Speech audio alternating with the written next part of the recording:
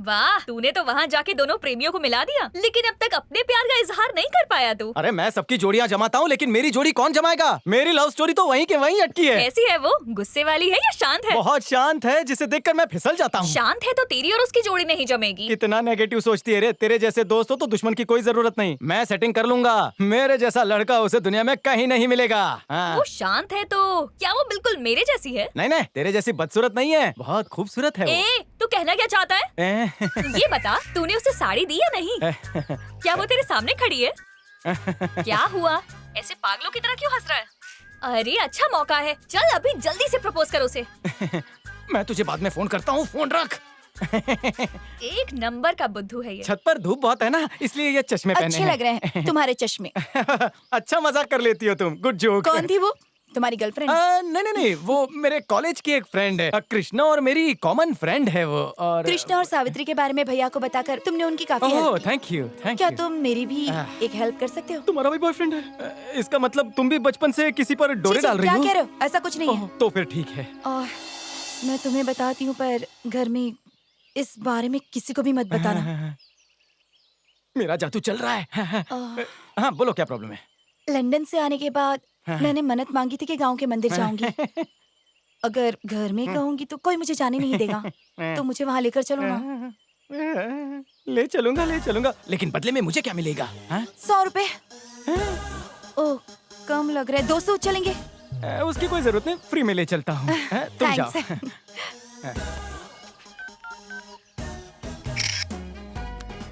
तू 100 रुपए क्या, चवन्नी की भी औकात नहीं तेरी। तुम्हारा काला चश्मा कहाँ है? धूप में ही तो पहनते हैं। ऐसे ही नहीं पहना। वैसे तुम्हारा लंदन में कोई बॉयफ्रेंड है? ओहो, पता नहीं हर लड़का लड़की से यही सवाल क्यों पूछता है। साधना, लंदन में लंदन ब्रिज बहुत फेमस है ना। London bridge is falling down poetry वहीं से आई है। वहाँ तुमने कोहिनूर हीरा देखा है? मैं सोच रहा था आपके साथ चलकर कोहिनूर हीरा देख के आऊं। क्या बात करूं, मुझे लड़कियों से बात करनी नहीं आती। आप बिंदास हो, आप ही बात करो ना। ये तुम मुझे आप कहकर क्यों बुला रहे हो? वो क्या है ना, हर हिंदुस्तानी औरत को इज्जत देनी चाहिए, मेरी माँ ने सिखाया था। अच्छा तुम्हें किसी से प्यार हुआ है? तुमसे ही हुआ है, लेकिन तुमसे कैसे कहूँ? क्या कहा? कुछ नहीं।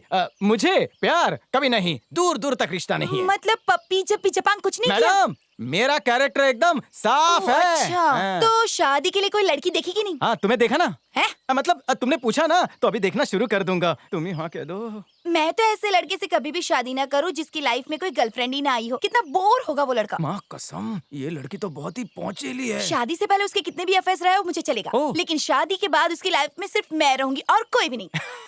मैं साफ सुथरा बिल्कुल नहीं हूँ, मैं ठरकी हूँ। खोलता हूँ मेरी पोल। कॉलेज में लेक्चर्स में कम, कैंपस में भटकता था। हर एक लड़की से टाका भिड़ा है। बाइक पे बिठाता था, डिस्को में नचाता था। छी, लड़की बास। लड़की बास?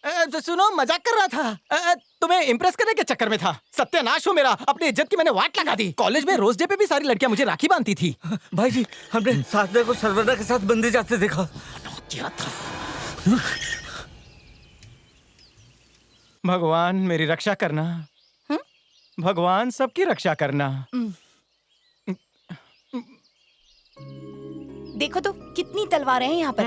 दूसरे मंदिरों में लोग मन्नत के लिए कुछ और चढ़ाते हैं और यहाँ तलवारें चढ़ाते हैं। हाँ जानता हूँ, तुम्हारे गांव में स्वागत इसी तरह से हुआ है। लोग तलवारों से डांडिया खेल रहे थे, इसीलिए साथ ले जाना चाहता हूँ। क्या कहा? नहीं, मैंने कहा मंदिर बहुत अच्छा है। वैसे तुम आगे क्या करना चाहती हो? अब और क्या, भाभी ने खाने में पता नहीं क्या क्या बनाया होगा। मैं तो जाती ही टूट पड़ूंगी। हाँ, खाते पीते घर की लग रही हो। वो छोड़ो, तुम फ्यूचर में करना क्या चाहती हो? फ्यूचर में लंदन में अच्छी जॉब करना चाहती हूँ, पैसे कमाना चाहती हूँ, मेहनत करना चाहती हूँ। उसके बाद लंदन में एक अच्छा सा लड़का देकर शादी करके सेटल हो जाऊंगी। शर्म नहीं आती? शर्म नहीं आती तुम्हें? क्या समझती हो अपने आप को? तुम एक इंडियन लड़की हो, यहाँ पली बड़ी हो, तुम्हारी सारी बचपन की यादें यहाँ से जुड़ी है, लेकिन शादी फॉरेनर से करोगी। तुम्हारे कहने का मतलब है कि हिंदुस्तान की जमीन पर अच्छे लड़के नहीं उगते? गलतफहमी है तुम्हारी।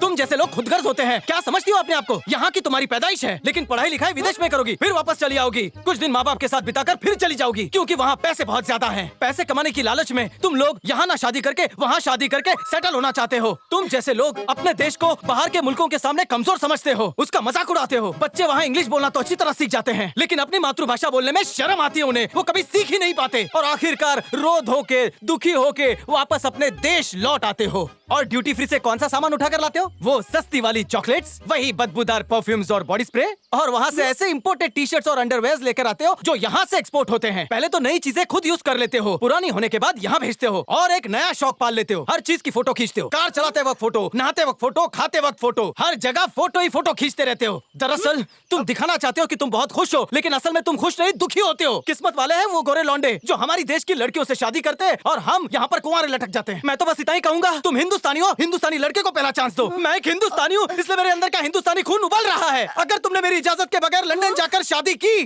तो भी मैं कुछ नहीं उखाड़ पाऊंगा। मैं ये कह रही नहीं, तुम्हें बोलने का कोई हक नहीं है। बस बस बस बस करो यार, तुम्हारी बात मैं समझ गई। अब मेरी बात सुनो, शादी मैं वहीं करूंगी, लेकिन लड़का तुम जैसा हिंदुस्तानी ही होगा। मेरे जैसा हिंदुस्तानी लड़का? बिल्कुल।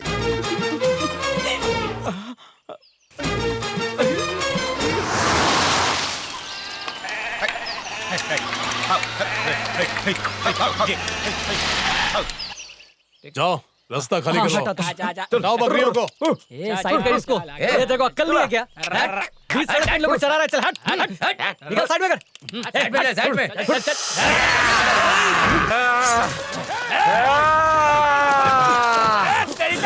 पकड़ो से, पकड़ो। देखो बच के ना जा पाए।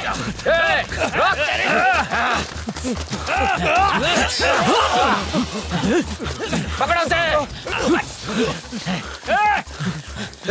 बहुत भूख लगी है।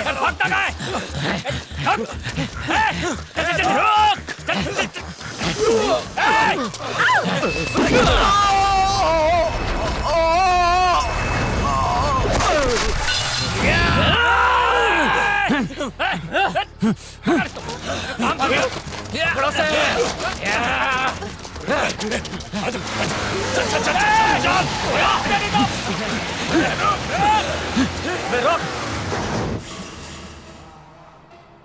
दिमाग खराब है क्या? जब तक हम उन्हें मारेंगे नहीं, ये झगड़ा कभी खत्म नहीं होगा भैया। इसीलिए मैंने रखो। उनकी नफरत का जवाब मैंने आज तक नहीं दिया, पर आज सब पर पानी फिर गया। किसकी इजाजत है तुम मंदिर गई? हाँ, भगवान के दर्शन को गई थी। अगर तुम्हें कुछ हो जाता तो? अरे ये तो कुछ दिनों का मेहमान है, अपने शहर वापस चला जाएगा। इसे हमारे गांव में होने वाले झगड़े, फसाद, दंगे, हत्याएं वगैरह के बारे में कुछ नहीं मालूम है। लेकिन तुम्हें तो पता है ना, हमारे दुश्मन हमारे परिवार पर गिद्ध की तरह नजर गाड़े बैठे कि कब हम कमजोर पड़े और कब वो हम पर हमला करें। अपने आप को पढ़ा लिखा कहते हैं लोग। है तुम सब में इतनी अकल के इस गांव के हालात को संभाल पाओ? आप कितने समझदार हैं? अगर अपने ही गांव में लोगों को मंदिर जाने से डर लगे तो सोच लीजिए कि अकल किस में नहीं है। समझदारी तो आप सब में नहीं है। चुप कर। पता है किससे बात कर रहा है तू? यहाँ के हालात अगर तुझे पता नहीं तो अपना मुंह बंद रख। ये बताओ कौन जिम्मेदार है उन हालातों का? तुम सब ना। आप सबको मार काट के अलावा कुछ नहीं आता। अगर शांति से बैठकर बात को सुलझाने की कोशिश करोगे तो बात जरूर सुलझेगी। पर यहाँ पर तो सबके दिमाग पर खून सवार है। सब अनपढ़ गवार जो हैं। खामोश!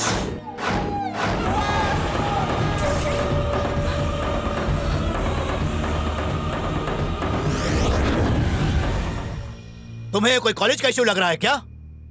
प्यार के नाम पर या रैगिंग के नाम पर होने वाली कोई छोटी मोटी फालतू से लड़ाई जो आज हुई और कल कैंटीन में बैठकर सुलझा ली, ये सिर्फ दो गांवों और दो जातियों के बीच की नहीं, कितनी पीढ़ियों से चली आ रही परंपरा दर परंपरा अपने हक को जीतने की लड़ाई है। इस गांव में हर कोई पढ़ा लिखा है, लेकिन फिर भी मंदिर के उत्सव के लिए हमें न जाने कितने लोगों को बंदी बनाना पड़ता है। बचाव के लिए कितनी पुलिस तैनात करनी पड़ती है। इस गांव के हालात ऐसे होने की कोई न कोई वजह है। हम में से हर एक का जन्म होते ही दूसरी जाति से नफरत के लिए हमें घुट्टी पिला दी जाती है, और नतीजा यह है कि वो नफरत हमारे रगों में दौड़ती है। यह ऐसी समस्या नहीं है जो बातचीत से सुलझ जाए। अगर दो जातियां सामने आएंगी तो खून की नदियां बहेंगी। एक को अपनी गलती का एहसास हो जाए तो फिर भी कोई नतीजा नहीं निकलेगा। और तुम क्या कह रहे हो? I am uneducated. Saundarya Pandey, M.Tech from BITS Pilani. Uma Maheshwari my wife, integrated mathematics from the same university. Not only from the same university, but from the same district. हम दोनों ने लव मैरिज की थी। जब हम लोग प्यार में थे तो हमने एक दूसरे के दिल और दिमाग को समझा था। कभी जाति नहीं देखी, कभी गांव नहीं देखा। लेकिन दोनों गांव के लोग जो पहले से ही कट्टर दुश्मन थे, वो लोग हमारे प्यार के भी कट्टर दुश्मन बन गए। लेकिन मेरे पिताजी, जो हमारे इस गांव के सरपंच भी थे, उन्हें लगा कि नफरत खत्म करने का यही सबसे अच्छा तरीका है। इसीलिए उन्होंने मुझे उमा से शादी करने की इजाजत दे दी। शादी कर ली हमने। दिल में कितने अरमान लिए, सपनों को सजाए, नया जीवन शुरू करने की खुशी में हम इस गांव में आ गए। लेकिन पिताजी, उनकी उन लोगों ने हत्या कर दी थी। मेरे सामने बुरी तरह रोते मेरे भाई बहन थे जो कुछ भी जानते नहीं थे। दुश्मनों को बद्दुआएं देती गांव की औरतें थी। हम दोनों की शादी होते ही हमारा घर परिवार, हमारा सब कुछ, सब तबाह हो गया। दोनों गांवों में हर तरफ लाशें बिछ गई थी। फिर भी मैंने खुद को शांत किया। लेकिन इसके घर में पहले तुम जाके इस बेशर्म लड़की को मार दो, साथ में उसके पति को भी मार दो और उसके खानदान को भी। उसकी जात को खत्म कर दो और गांव को भी जला दो। कोई बचना नहीं चाहिए। मार दूंगा, सबको खत्म कर दूंगा। और मैं ये प्रण लेता हूँ, इस बच्चलन को बचाने के लिए अगर कोई भी सामने आया तो मैं उसे भी काट डालूंगा। सही कहा मुन्ना। अपने गांव को तड़पता देख मैं भी तड़प रहा था। मैं कभी हिंसा का सहारा नहीं लेना चाहता था, पर उन लोगों ने मुझे तलवार उठाने पर मजबूर कर दिया। पिताजी! दूर हट, तू मेरे लिए मर चुकी है। काट दीजिए भैया। क्या सोच रहे हैं? मारिए भैया इसे, मारिए। इन लोगों ने आपके पिताजी को मारा है। भागो! सुनो, उस दिन इसके कारण मैंने तलवार फेंकी तो आज तक कभी दोबारा नहीं उठाई, जबकि उसके बाद भी न जाने कितने ऐसे मौके आए। जिस डर में ये रोज जीती है, ये सोच सोचकर कि आज मैं घर लौटूंगा या मेरा मृत शरीर, कोई उस दर्द को नहीं समझ सकता। इस लड़ाई में अगर मैं मारा गया तो हमारे बच्चे भी बदले की आग में उसी तरह जलते रहेंगे। हमने तय किया कि हम खुद के बच्चे पैदा नहीं करेंगे। हमारे तो पहले से ही 2 बच्चे हैं। दरअसल हम चाहते थे कि हमारी आने वाली पीढ़ी इस डर से दूर शांति से जिए, इसलिए हमने अपने बच्चों को ही नहीं, गांव के हर बच्चे को पढ़ने के लिए इस गांव से बाहर भेज दिया। मालूम नहीं कि मैंने सही किया या गलत किया, पर मुझे मिलने वाला इंसान जब मुझसे प्यार से बात करता है तो मन को एक शांति मिलती है कि मेरा फैसला गलत नहीं था। पर हमें शायद अभी और भी सभ्य बनने की जरूरत है।